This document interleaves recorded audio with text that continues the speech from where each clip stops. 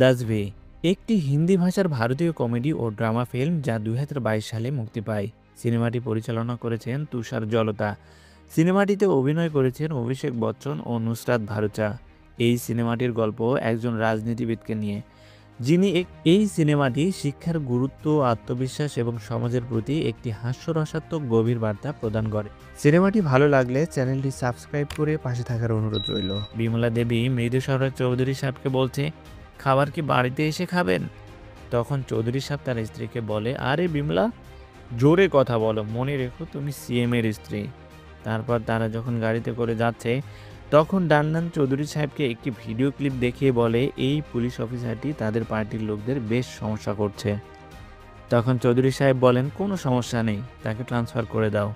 এরপর দেখানো হয় গঙ্গারাম চৌধুরী আদালতে হাজিরা দেওয়ার জন্য এসেছেন। তার বিরুদ্ধে দুর্নীতির অভিযোগ আনা হয়েছে।